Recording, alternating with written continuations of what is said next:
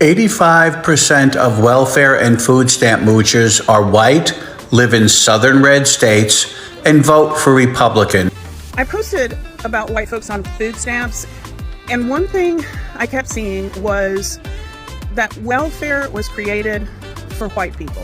I knew that it was created during the New Deal, so I did some more research because I didn't really know the whole story, and I thank you guys for responding and helping me learn stuff. So during the Great Depression is when we saw the beginning of things like Social Security, unemployment insurance. But here's the kicker.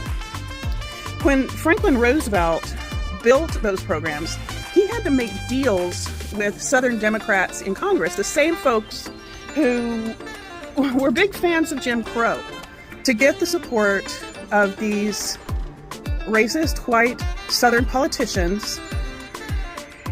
The programs were designed to exclude farm workers, domestic workers, jobs held overwhelmingly by Black, Latino, and Indigenous people. So right from the start, Black and brown families were pushed out of benefits so that white people could get them.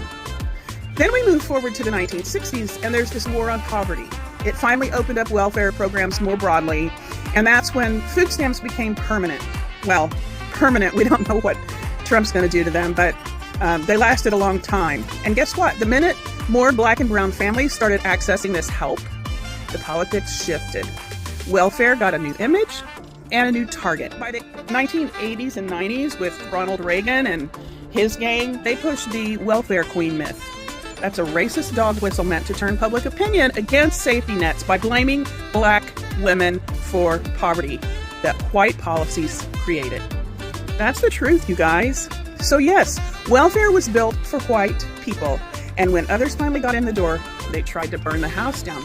If you want to blame the right people, you gotta get curious. Finally, you get to see the true America. The stipulation has always been that Black people are lazy, that Black people are on welfare. Well, guess what? A lot of poor white people in the red states are now crying that they're not getting the EBT money from the EBT cards. Why? Because they are on welfare. They have 7 and 8 kids. Now the truth is coming out since Trump has slashed funding for the EBT and the SNAP programs. You see how many white people now are on welfare. So all this mythical stuff about Black people being on welfare, oh, it's the blacks, it's the blacks, it's the blacks. Now you're seeing the real America, that it's not only Black people on welfare, that there are a lot of white people on welfare also. There are a lot of white people, a lot of poor people living in those red states, and those red states that voted for Trump are now getting hit.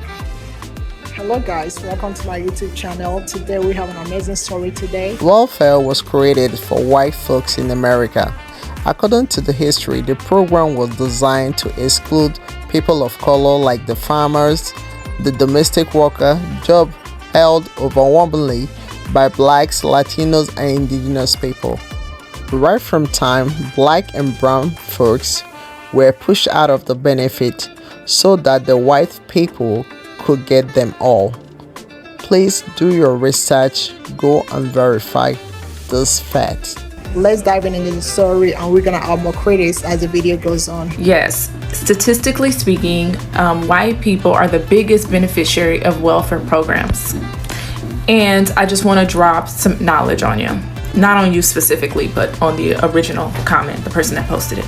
All right, so a little bit about me is that prior to becoming an attorney, my trade actually is economics. I'm an economist by trade and education-wise. All right, so white people are the biggest beneficiaries of welfare. White people make up about just about a little bit over 40% of welfare, being recipients of welfare. Another 25.7% is made up by African Americans. Government assistance was made for white people.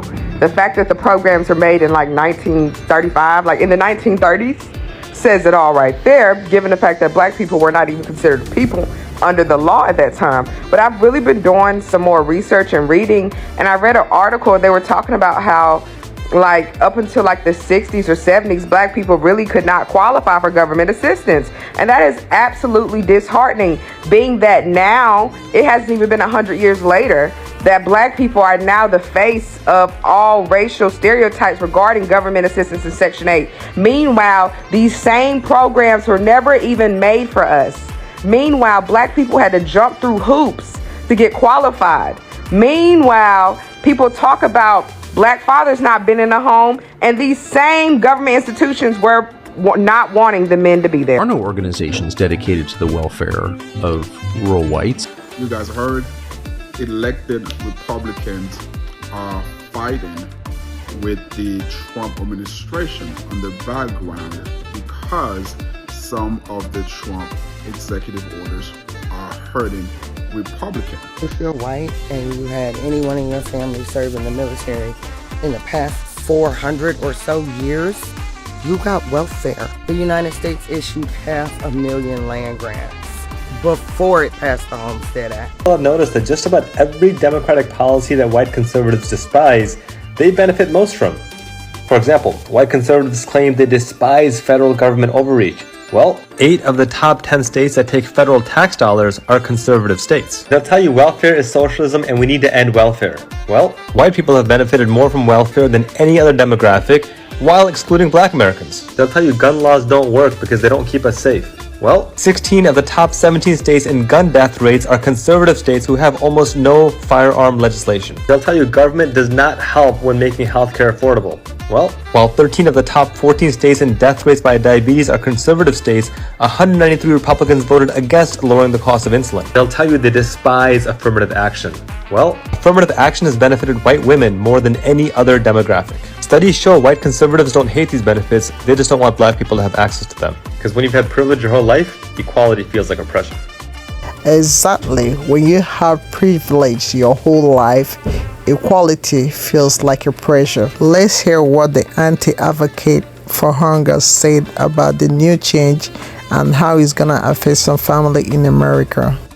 Anti-hunger advocates say a new change could affect thousands of families in Iowa and Illinois. Harrison Belsanti shows us what's new with SNAP and the ripple effect it could have on local food banks. The federal government is rolling out new SNAP rules, cutting benefits for some households. Experts say that means less money for groceries and more families in Iowa and Illinois turning to food pantries. I think proponents were pretty clear that, that they had other priorities than helping people put food on the table. SNAP benefits have long been a lifeline for people on tight budgets, but new rules that took effect September 1st raised the work requirement age from 49 to 50 this year and up to 54 by next fall.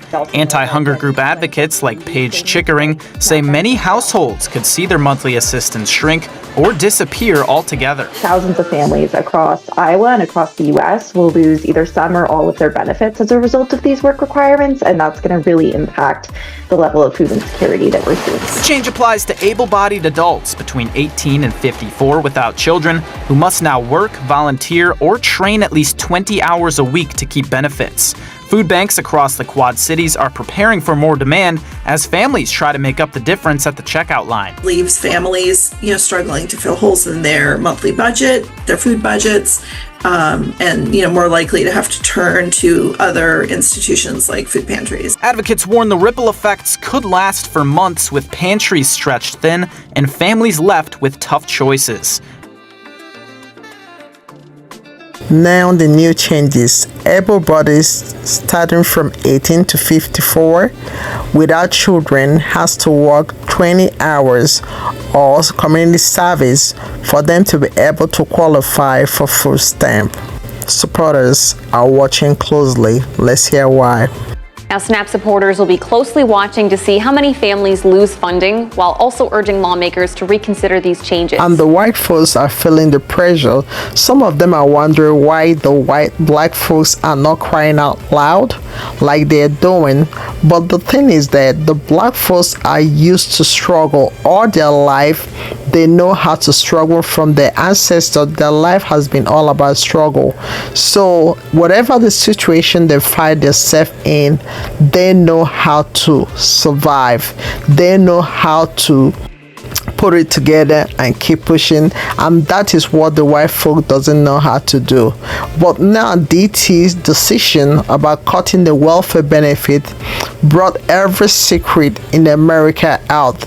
Now most of the white folk, some of them were naive, some of them they even understand, but now they have seen that they are the one more depending on the welfare more than the people of color, and they have realized their mistake, and they even, some of them are regretting their vote. out. Some of them has lost their job, and this is not what they sign up for.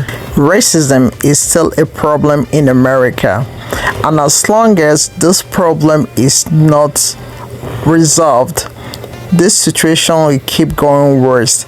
I know that this regime brought everything out, but at the end of the day, we are all one.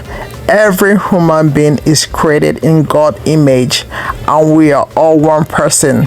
The last time I checked, everybody's blood is the same color, and when you cut the skin, it's the same color of blood that you see. And when somebody needs a blood donation, it doesn't matter what race you are, the blood will go through that person's vein, and we all need to put that in consideration. So let's stop the hate, let's stop the racism, let's unite ourselves and make this country great again. And this is what this country stands for. At the end of the day, America is the country of the immigrant, and this is what made them number one in the whole world. And once we start losing that prestige, they're gonna lose their respect, and it's already happening right now. Some international countries don't have any regard or respect for Americans anymore. So let's reunite as one. God bless America. Of course, I'll not forget to give credit to the original creators of this video who made it possible for me to complete this project. At the end of the day, don't forget to do was subscribe, comment, like, and share this video. Until next time, I thank you for watching.